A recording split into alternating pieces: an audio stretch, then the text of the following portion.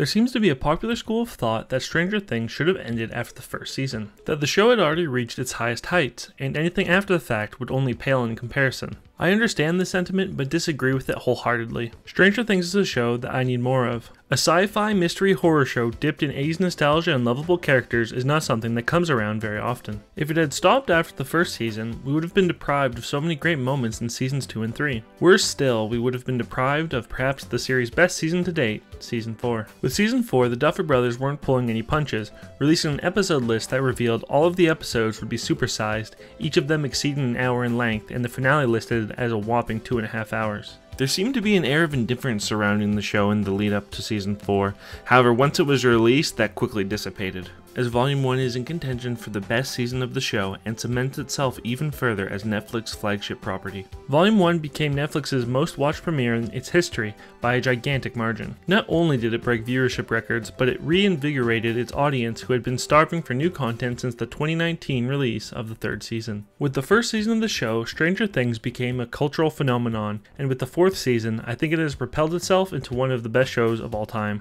The reason that I think Stranger Things is such a good show, and season 4 in particular, is what I like to call the Stranger Things formula. The formula is equal parts vibes and mystery. The vibes aspect of the show is, to put it simply, just hanging out with the characters. The bulk of the vibing happens in the first few episodes, but it is mixed in throughout once the mystery elements pick up. Vibing with the characters is really just getting to know the characters better and seeing them interact with each other. Steve and Robin working at the video store, Mike and Dustin playing D&D with Hellfire, Jonathan and Argyle smoking up, are just some of the vibes that are going down in season 4. The vibes help us become invested in the characters, but oftentimes it's just some good old-fashioned fun. The other component of the Stranger Things formula, the mystery, is what pushes the story forward. It takes the characters from their daily lives and thrusts them into a journey of discovery. The initial mysteries asked in season 4 are, did Eleven kill all those kids in the lab? Who is this Chrissy girl and what does she have to do with the Upside Down? Is Hopper alive? Although this one's not really much of a mystery considering it was practically spoiled in the end credits of season 3 and fully confirmed with the teaser of season 4. As the season progresses, we get some of our questions answered, only for new questions to take their place. The mysteries grow and grow, and in the process we are given some insane reveals and killer moments. Season 4 roughly breaks down into 4 major storylines: the Russia storyline, the California storyline, the Eleven storyline, and the Hawkins storyline. In this video we will take a closer look at each of these storylines and see what works and, in a few instances, what doesn't. I will be looking at these storylines in detail, so I will be going into full spoilers.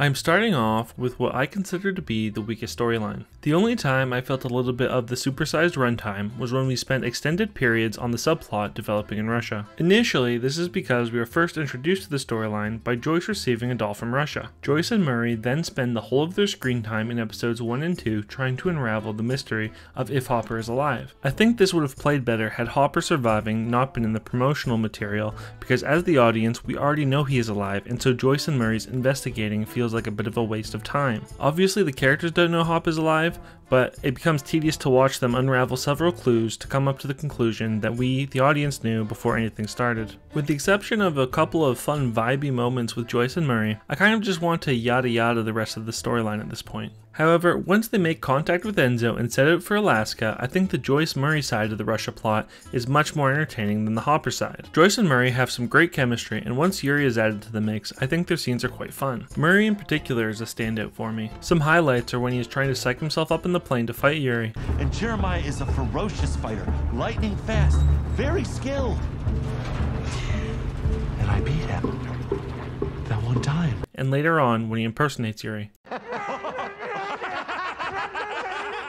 The other side of the Russia subplot is the Hopper side, and the side I have more issues with. A lot of my problems with Hopper in season 4 is that he is alive. Now, that may sound harsh, but it comes mostly from the fact that I think it undercuts his ending in season 3. Hopper's death in the season 3 finale was genuinely heart-wrenching, but I felt like it was a necessary step forward for the show. The The impact was felt not only by the characters but by the audience, who had grown to love the grumpy old detective in the 3 seasons that built up to the moment. With Eleven reading out his speech that he had intended to give her and Mike, but never was able to, it felt like a perfect conclusion to his character. Not only did Hopper die a hero, but his death made the stakes feel all the more real for the other characters. Now it seems like Hopper's death was always intended to be a fake death, as it wastes no time in letting the audience know that he is actually alive. However, I think this fake out death that Hopper went through robs his Russia storyline of any feeling of suspense or consequence. Even though Hopper is in a gulag in the middle of Russia and has a date with a Demogorgon, I know he'll be fine, because once those Duffs decided that Hopper was alive,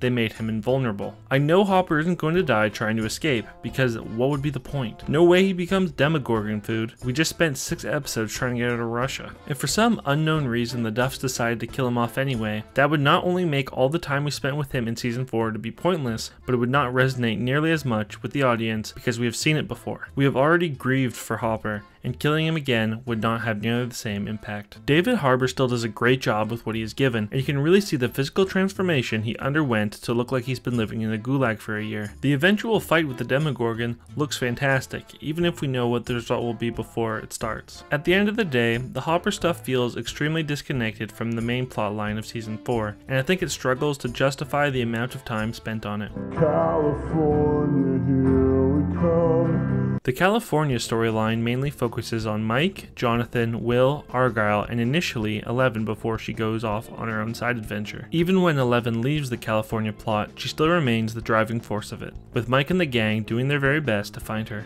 Eleven opens the storyline by writing a letter to Mike about how she is excited to see him for spring break. In this letter, she tells him all about the friends she's made and the fun she's been having, all of which are lies. This is a major aspect of Eleven's story this season, despite the fact that friends don't lie. With Eleven lying to Mike once he eventually does come to visit. Are your friends gonna meet us there? Friends? What friends? You know, Stacy and Angela. Angela. You'll meet them, I promise. I think this development is interesting for Eleven's character, as throughout her time in Hawkins, she was always seen as someone powerful, someone they needed. With her powers gone, she feels like she has nothing left, and like any other teenager, she is worried about how Mike will think of her now that she is not powerful, nor is she adjusting well to normal life. Eleven not being popular in school makes perfect sense, as she has not had the same kind of social interaction that a normal kid has had. Not only is she developmentally stunted, but she has had a lot of trauma in her past, so much that it would make any kid have a difficult time. To a certain degree, she has been treated as a weapon or tool her whole life, and in the past, when she was distressed or in danger, she would use her powers to explode stuff. In everyday life, that's not gonna fly. Also adding to her lack of popularity is her drop-off in the drip department. In season 3, she was living large with a number of colorful and cool outfits on display throughout the season. However, with her now living with the ever financially struggling buyers, her clothes are much more drab, as they look like they are Joyce's hand-me-downs. They even gave her the same haircut as Joyce. Again, another logical progression that I think adds to the situation that Eleven finds herself in season 4. When Angela and her crew destroy her project, Eleven was ready to literally murder them,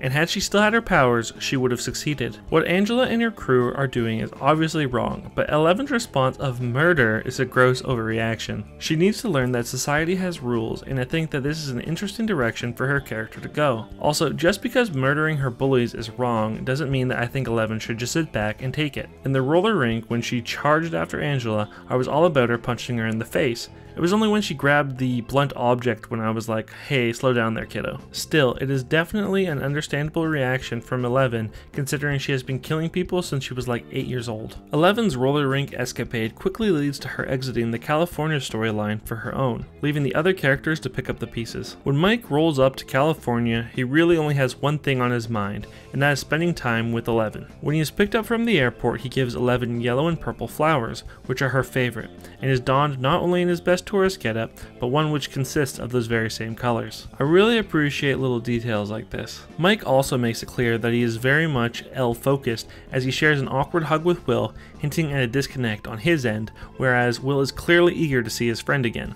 Hey! There you go. Yeah, this is kind of awkward, man. Yeah, so awkward. Mike's time in California starts fine enough as he, Elle, and Will all go to a roller rink, with Elle telling all about the cool things she's been up to. He is perfectly oblivious as Will and Eleven argue about her lies, which are about to be revealed. The roller rink are where things go down, with Elle being bullied and her subsequent murder attempt on Angela. However, it might be third wheel Will who is having the worst time. To a certain degree, Will has felt like a bit of an afterthought since season 2, both in the universe of the show and outside it. The roller rink scene really solidifies this, as something incredibly sad is seen on the video camera. No, it's not 11 being circled, but it's the date, March 22nd. Do you know what March 22nd is? It's your birthday.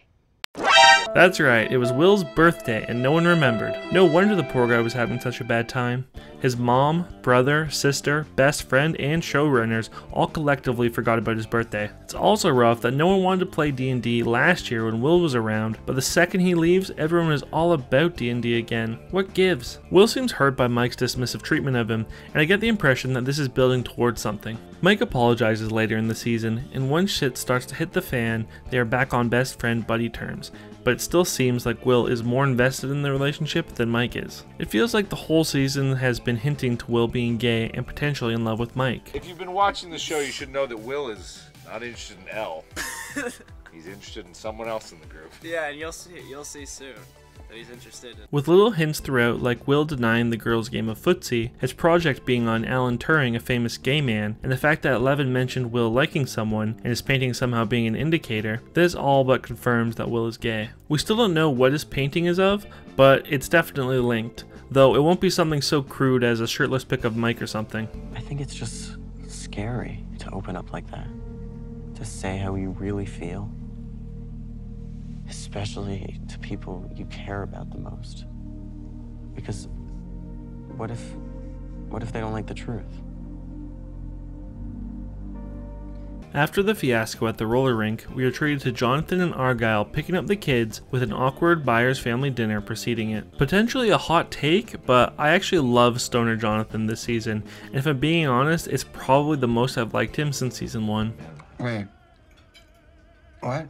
This season, a lot of people have been comparing characters in Stranger Things to the Scooby-Doo gang. I think most of the roles are pretty self-evident, with Steve as Fred, Nancy as Daphne, and Robin as Velma. A lot of people are casting Eddie as Shaggy, but I don't see it. He's more of a Hex Girl type in my opinion. No, I think Jonathan with his stoner arc makes the most sense for Shaggy, and his best bud Argyle as Scooby-Doo. They even have the mystery van. They will meet up with the gang soon enough. They just got some smoking to do first. Oh man, talk about toasted.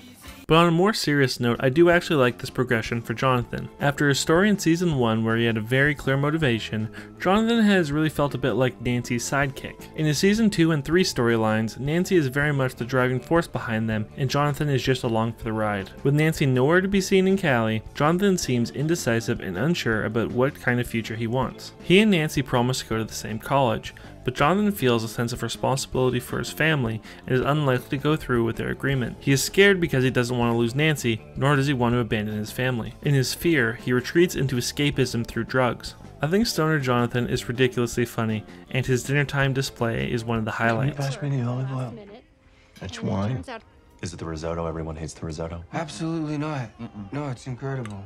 But I also think it also makes a lot of sense for his character. I think this is also a good time to touch on Argyle. So do Eskimos still live in igloos? Who is this? And I would say I'm just kind of meh on him. This might seem counterintuitive considering I like Stoner Jonathan, but unlike Jonathan, who I can still take seriously once the plot starts to get going, I can't take Argyle seriously at all. Argyle!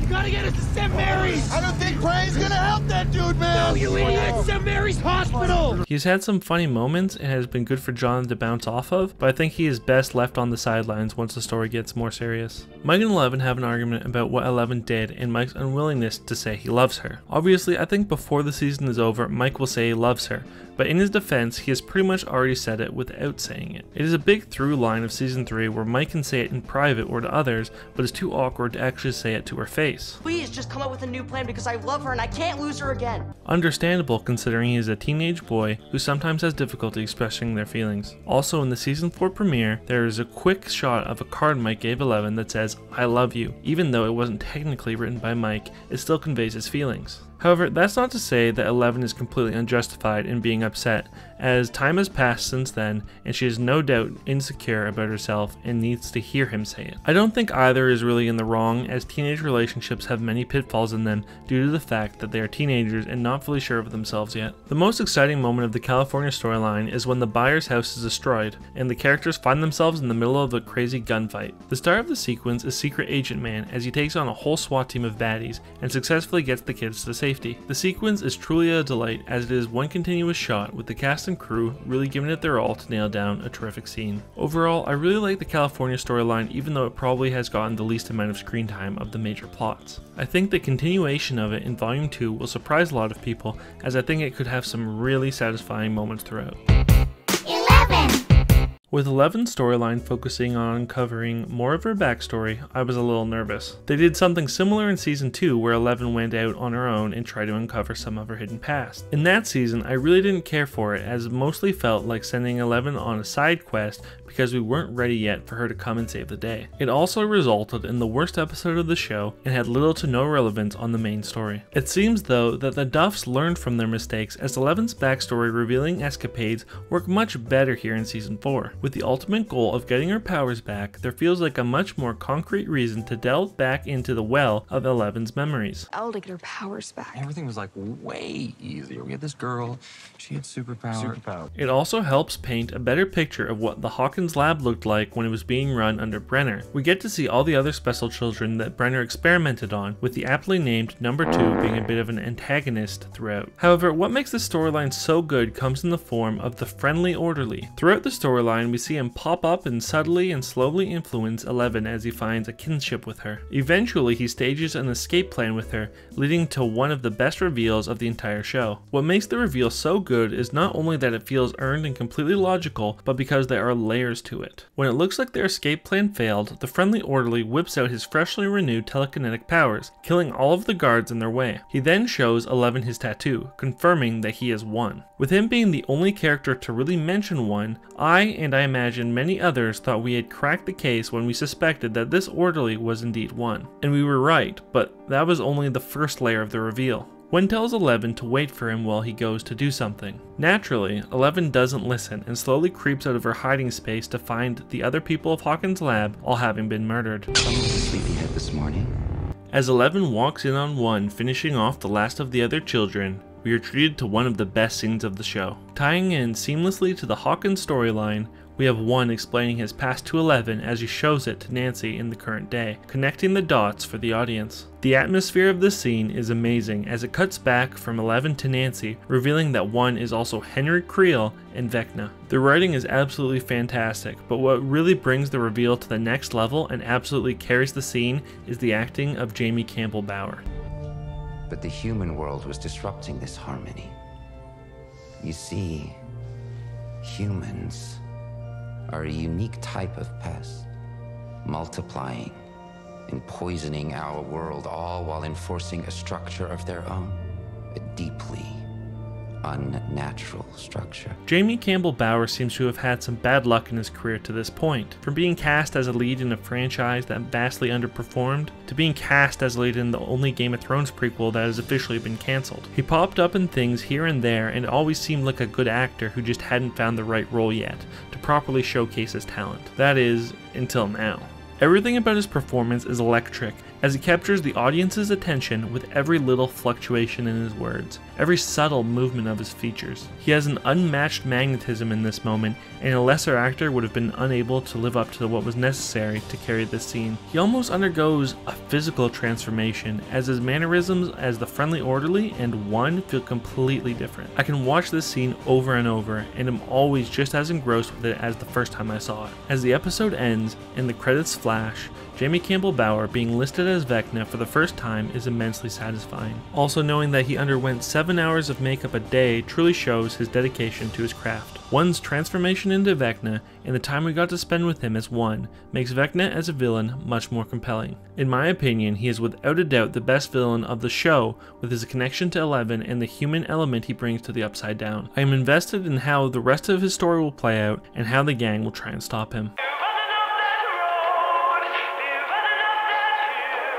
The Hawkins storyline is Stranger Things at its absolute best. It is the perfect marriage between vibes and mystery and is the principal story of the season. I enjoy all the storylines, but this one is by far the most compelling. The first episode really sets the stage with both mystery and vibe aspects on full display immediately. The vibes of the first episode end in a magnificent montage of the Hellfire D&D game and Lucas's basketball game. The scene is really entertaining and shows what can be so great about both of these activities. There was also a great little callback to last season with the introduction of Tammy Thompson, Robin's previous crush. This is the most horror Stranger Things has felt, with some genuinely scary moments throughout. A large part of that is owed to Vecna and trying to unravel why he kills people and how he does it. In the first episode, we are introduced to apparent Queen of Hawkins High, Chrissy Cunningham, who is somehow tied to the Upside Down. Throughout the premiere, she is shown various disturbing visions as her greatest nightmares and insecurities are poked and prodded, making her question her own reality. She is treated to one last horrifying vision before being brutally murdered, with her body being broken in a grotesque manner. Her death caps off the first episode and signals to the audience that this season will be darker than any before it. The uncovering of Chrissy's death is a catalyst for this storyline, with Max having witnessed Chrissy accompanying fellow season 4 newcomer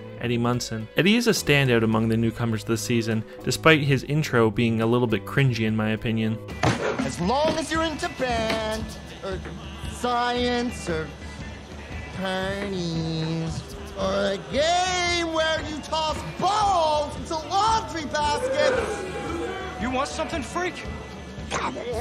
However, he wins me over in his very next scene where he is selling Chrissy drugs, shifting his demeanor and becoming instantly more likable. As he witnesses Chrissy's otherworldly demise, he's immediately thrust into the plot as he becomes wanted for her murder. Throughout the season, he is being hunted by the police and basketball team alike, assumed guilty for a crime he didn't commit. He is seemingly always running away from things, understandably considering those things are people trying to kill him or otherworldly demons. There is no shame in running. Still, Eddie sees himself as a coward for his constant fleeing, which is setting him up perfectly to stand his ground in the finale. He feels right at home in the show, and I think he's a great addition to the cast. Max is the one to witness the strange things going on at Eddie's house and to bring the info to the group's attention. I think this is fitting, as Max's role this season is very interconnected with the going-ons of Vecna. The first moment that Max appeared on screen this season, there just seemed to be something different about her. She somehow felt instantly compelling, where in previous seasons it felt like she was still trying to find her place on the show. In the time since season 3, she had been struggling with Billy's death, with the guilt she feels about it having a profound impact on her. Obviously, there was nothing she could have done to prevent it, but our emotions are not always logical. She has been having nightmares, headaches, and isolating herself from her friends. Her stepdad left and her mom started drinking heavily, leaving them in an impoverished home. All of these things put Max in the spotlight this season, as these struggles she is going through are a major theme of the season. Also of note this season is the role that Lucas plays. The start of his story shows us how, as we grow up, our interests shift, and as a result, we can lose commonality with childhood friends. As a result of this kicking off point, Lucas's affiliation with the basketball team puts him on a different trajectory from the rest of the gang. He's put in a difficult position, but ultimately chooses to rejoin his longtime friends. I also think the role Lucas plays in regards to Max is worth mentioning, as he is constantly trying to reach out to her and let her know that she's not alone. Okay, look, I don't need a letter. I don't want a letter. Just talk to me, to your friends. We're right here. I'm right here. His recognition that Max needs help and his willingness to give it speaks volumes of his character. The gang's sleuthing leads them to the school counselor's notes, as Chrissy and poor sweet newly dead Fred were both seeing her. They shared similar symptoms of trauma, symptoms that Max herself has been experiencing, and with the chilling reveal of a grandfather clock, we see that Max is next on Vecna's hit list. This story path leads to one of the show's greatest and most emotionally resonant moments. Max escaping from Vecna's clutches is such an incredible moment because it is the show firing on all cylinders. Sadie Sink gives an amazing performance, the set design and effects look incredible, and Kate Bush provides the perfect soundtrack for the moment. You're a Kate Bush fan? Yeah. Now I am. These technicals are all amazing, but the scene is even more incredible for everything that is lying beneath the surface. This feels like a moment of Max battling with depression and its self-destructive nature and choosing to keep fighting despite it feeling pointless. The images of her friends that flash through her mind feels like a resolve to not give up and let depression beat her. It shows her what is important to her and what she has to live for. The scene feels like witnessing someone battle with depression and win. It is an immense emotional payoff. In order to set the stage for this scene, we had to learn about the story of Victor Creel, the only man to have survived an attack from Vecna. The unfolding of Victor's story is done in such an interesting and eerie way, which adds to the horror elements of the season. To add to these elements, the Duffs cast Freddy Krueger himself as Victor, which feels incredibly fitting considering that Krueger would invade people's dreams similar to how Vecna torments his victims. Like Freddy Krueger's boiler room. Freddy Krueger? He's a super burned up dude with razors for fingers, and he kills you in your dreams. Dustin. Also spurred into action because of Chrissy's death is Jason and his basketball buddies. I feel like Jason is somewhat interesting of a character, but he's also kind of weird. He gives a number of speeches throughout, and every speech he gives, he is using the deaths of people to rally up his audience into doing what he wants. Think about each and every one of our friends who perished in that fire. What did they die for? For us to lose to some crap school? Would Chrissy want us to just stand by while the cops go around pursuing some bullshit leads? The mall fire. All those unexplained deaths over the years. Some people, they say our town is cursed. They just don't know why. Now we do. I see him less as a character and more as a catalyst, as he is the one who invokes the satanic panic in Hawkins, something which was a real thing in the 80s despite seeming really stupid nowadays. My mom says the game promotes Satanism and animal cruelty. That's just bullshit media propaganda.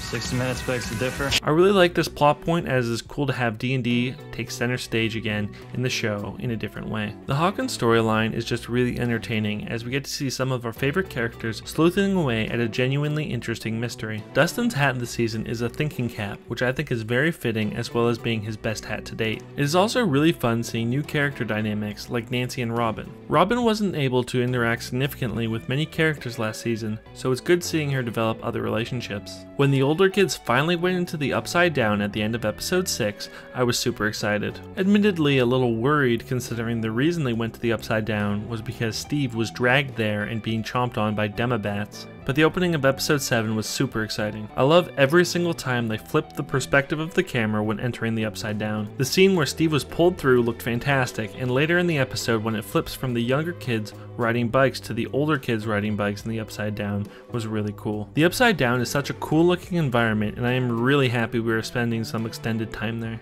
We left off with Steve and Nancy still in the Upside Down, and I'm eagerly awaiting what happens to them. It is safe to say that this storyline will continue to deliver in Volume 2. If you somehow made it this far, I'd really appreciate it if you liked and subscribed, as it helps me out a lot. Thanks for watching.